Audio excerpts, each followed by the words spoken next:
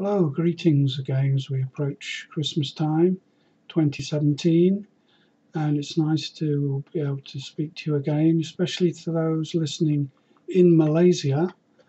They're looking forward to hearing this message again this year.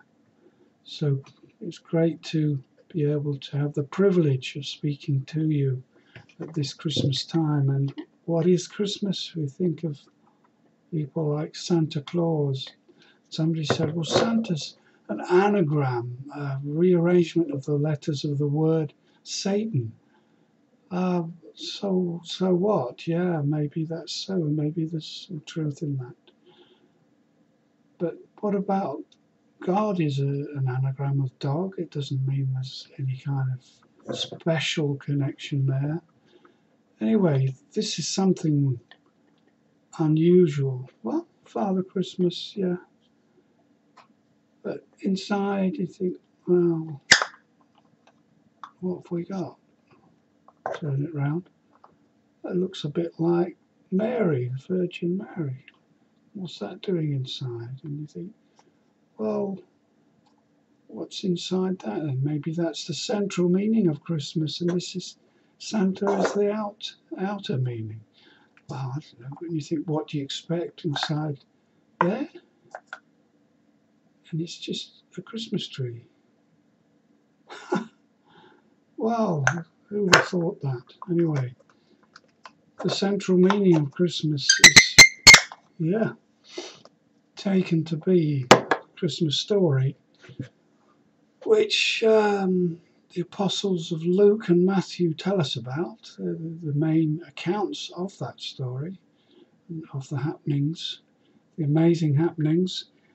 And this is really, as Matthew emphasizes, the center of history, both past history and future. This is at the very, very center. It is affected before and affecting after. And he has this amazing emphasis, I said, on the historical background behind the story. He even goes back as far as 42 generations back to Abraham. And Abraham was the friend of God and the receiver of the promises. And it says that Jesus, who's the one we center around his birth, he is a descendant of Abraham, and the significance attached to Abraham. Abraham obeyed God at great risk. He left his familiar homeland and moved to a place he didn't know in obedience to God. And he was also willing to sacrifice his son, and other things, amazing things happened. And it also says 14 generations later, it refers to David and refers to Jesus being a son of David. And what was David? He was a king.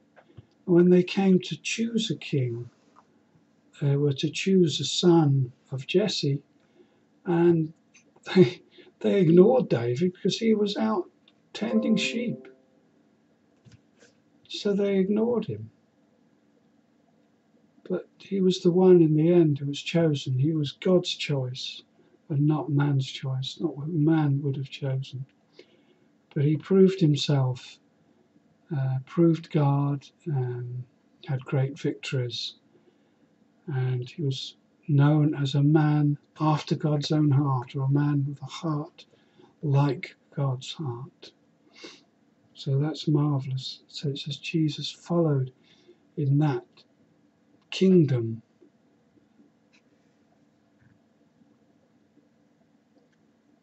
And then another 14 generations goes from David up to the time of captivity.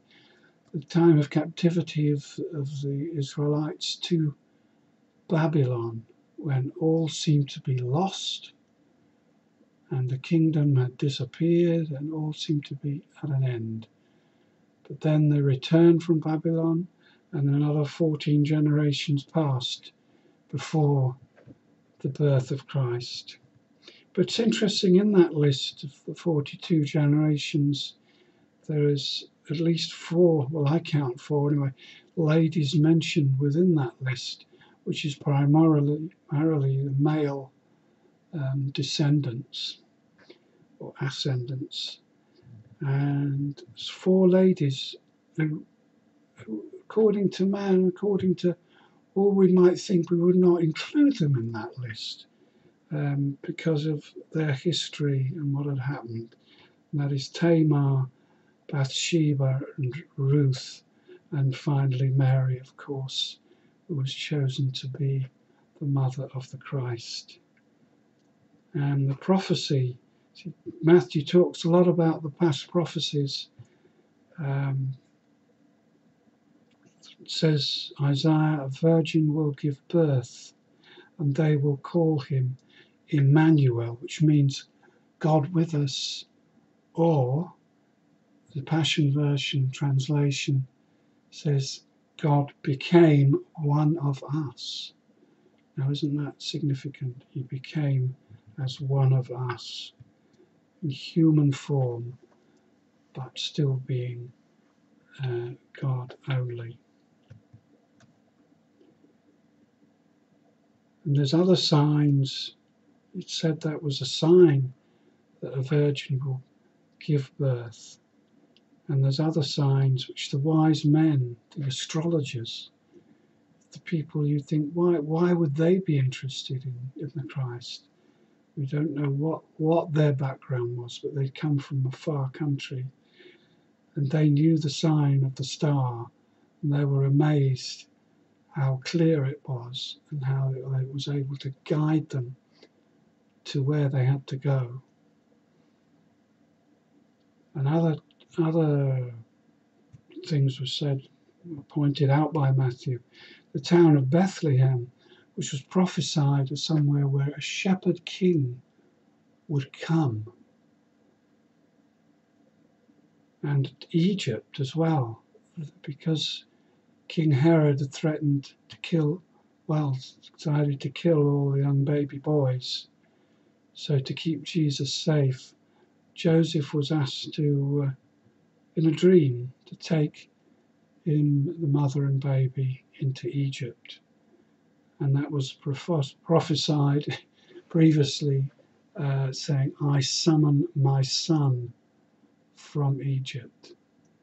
So it's where the Israelites had been slaves, and yet that's where he'd been asked to go. And then the slaughter of the babies was also prophesied. And then later, when it was time to go back from Egypt to Israel, to Judah, it was proved to be still dangerous. So instead of going back to Judah, they went again in a dream to Galilee, much further north, and to a town of Nazareth. And that is also prophesied about Nazareth. And the word Nazarene, someone who comes from Nazareth, is synonymous with the word despised. It actually means despised. So it's a despised place, just almost as Bethlehem was insignificant, and Nazareth a despised place. And that's where they were to live until he was grown up, and of course able to then visit Judah. And it also prophesies him as a branch, which is exciting, a branch in the sense of a shoot growing out of the root of a plant which looks totally dead. So the kingdom of Judah and Israel gone, disappeared. It seemed without trace. There seemed to be no hope for it. And yet there were people clinging on to the belief that the Messiah would come and restore the kingdom to Israel, not realizing that God had different ideas of what a kingdom meant, and which means so much to us today, knowing his his kingship And that's good that we can grasp that and see his kingship over our lives and over illness, over sin and wrongdoing, and to see lives change, lives that were written off, illnesses, people written off, no hope for them physically, no hope for them mentally, no hope in any form at all. And yet there is hope. There's that message of hope, the message of the kingdom, that even in death there is victory, that the King, Jesus, came as this child, and he was the Son who was always there from the beginning. Remember, we said last year, unto us a child is born, but unto us a son is given. So you only give something that you already have. So the sonship was already there. He was the wisdom that was there from the creation days. So let's give our lives and trust him. So have a good time of holiday, Christmas, however you believe, whatever you do, whether it's Christmas trees or Santa Claus. It's all good fun, and it's a good time for families if they can be together. And it's just great time. And with the cold weather, well, where we live anyway, it's cold and it's dark in the evenings, very short days. It's good to have the bright lights to bring some joy, especially to the children. So we bless you and thank you for listening.